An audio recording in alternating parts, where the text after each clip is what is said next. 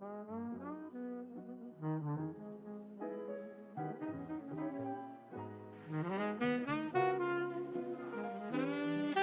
have a bit of a theory. Yeah. I blame this entire problem on one simple, like, little wisdom people like to pass around when they're giving advice in your emotional support to me. This sentence: just be yourself. I think this has taken every form of expression down the shithole, down the rabbit hole, because it's simple. When people start to, associate their form of art or their work way too much with themselves, they tend to forget the importance of a number of factors. Let's say art has an element of talent in it, Right. What makes art good is when it's inspired and it's something that no one can pull off. It is visibly impressive. I cannot recreate that painting. How hard I tried. I cannot write this poem, but people made it so whatever thing they do is so connected with their identity, their sense of worth, their sense of being special, being themselves. You get trash like poetry that's just reading words, but these words are feelings. These are my emotions. But I'm reading nonsense. You get the modern age poetry is all this. Oh, Yep. we don't do rhymes. What's wrong with rhymes? You have to give it a linguistic flair. No, the rhymes are fun and they're anti-fun. It's that simple. Maybe so. And it's manifested in other ways as well. You look at, let's say, artists, they do paint drawings and whatnot. I think that I see quite a lot when scrolling around social media, for example, is a little portrait of, let's say, a little girl or something, with the caption under it, draw this in your style. And then I see just like a wave of people trying to show how unique they are by doing the same thing in their own style. When it's good and developed, that's fine. There's nothing wrong with having your own style. The problem is where if we've talked about this on the subground before, where if you criticize their style, that's a direct insult to themselves. They never want to grow because they're being themselves in what they do. Yeah, they cannot separate the art that they create from their own identity as an artist. And so they can never evolve the art they make, because that means that them as a person and their identity as an artist will be tarnished. As I was saying, honor yourself by being the best version of it. The best version of yourself. Yep, that's a way better version to just be yourself. Because when people are just being themselves, they end up taking a very amateur take at what being themselves is, and finding that to be the best version. Put aside art. This little piece of shit wisdom that people try to be helpful with. This is, I think, is also one of the roots of identity politics. Apart with the other stuff like lack of cultural identities and all that. People, okay, I heard just be myself. Well, what is myself? People forget that you need to find yourself first and figure what that is. And that is not something that you do at the age of like 19 or whatever. That's something that constantly keeps improving. That's how you grow as a person. But people say, okay, I'm gonna figure myself out now. I am this, I'm an artist, I am a feminist, I am a right-wing nationalist, I am yada yada yada. And they stagnate themselves for eternity. They're stuck on this identity, this concept. Why? Because I'm being myself. And if you try to tell me that myself isn't good enough or myself needs a revision, then you're hating me. You're telling me to be someone who I'm not. That's not really it. We're telling you to be you, but better. And people will not take that.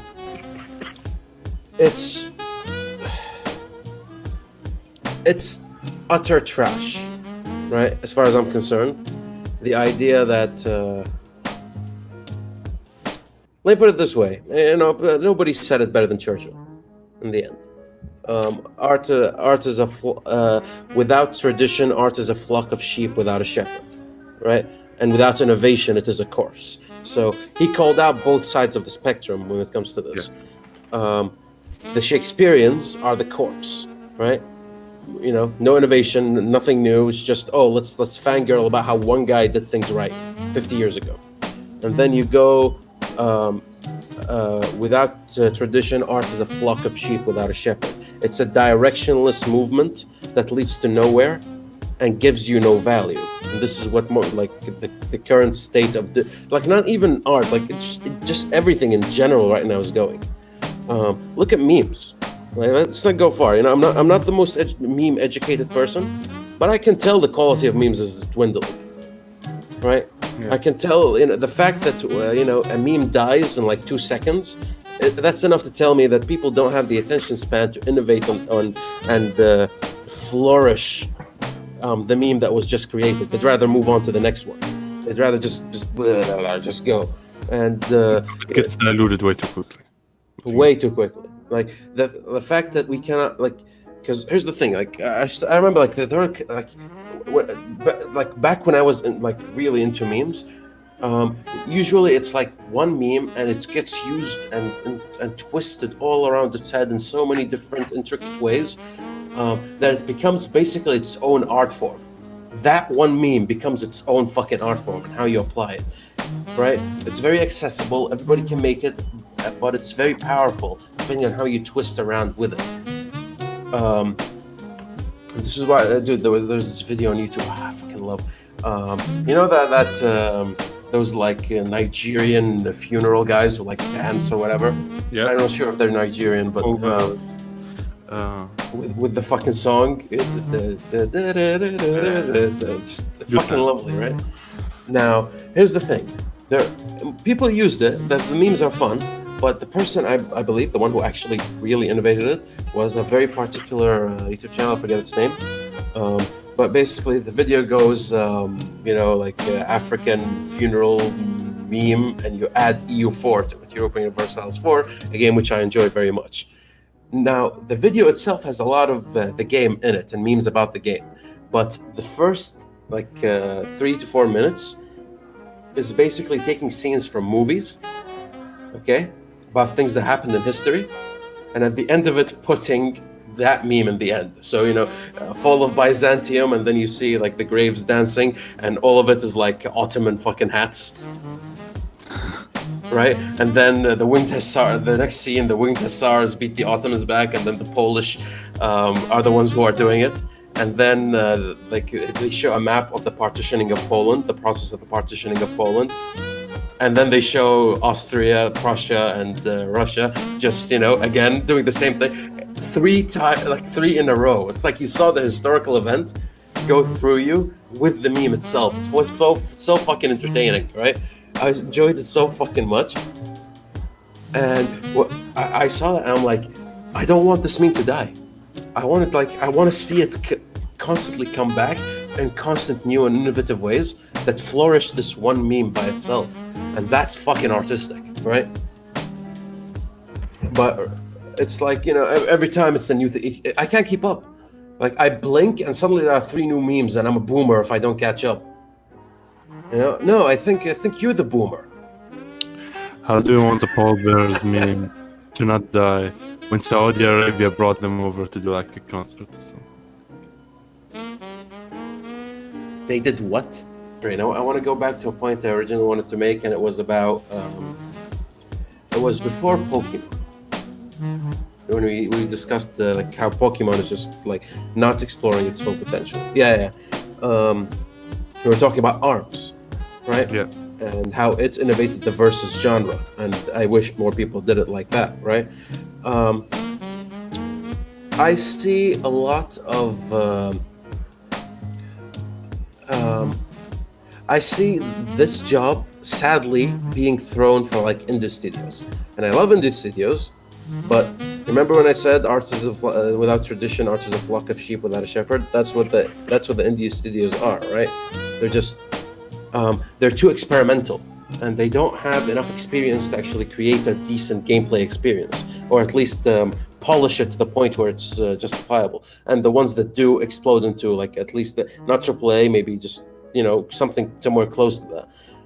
And usually the ones that do it are like very solo, very concentrated endeavors. Think something like Binding of Isaac or something like that, what basically kickstarts a fucking genre just out of thin air. But the fact that indie studios are given the duty of innovating is like saying I'm gonna relegate scientific innovation and discovery to the 6-year-old the high school laboratories, it's like that. Those are the ones that are gonna discover the new thing about black holes.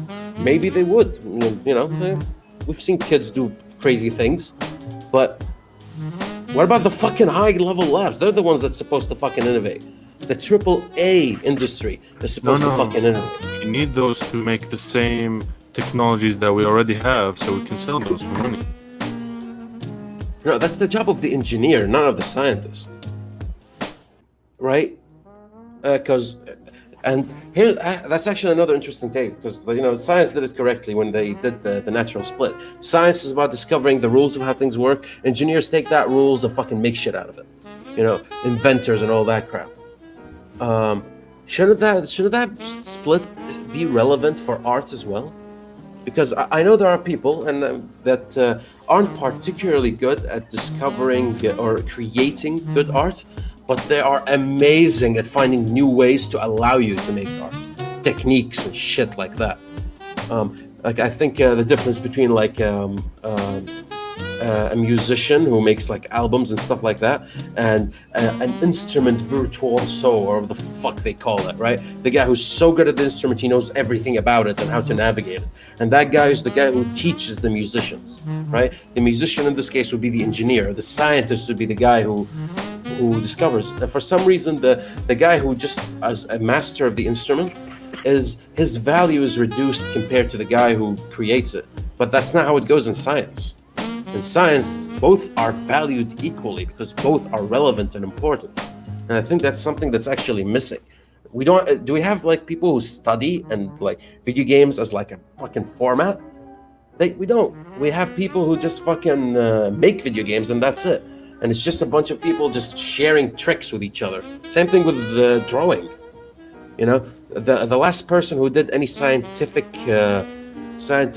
way of drawing was fucking Leonardo da Vinci way back when he did the proportions and shit, right? And people just, some people tweaked on that, but then it stopped at some point and that's it.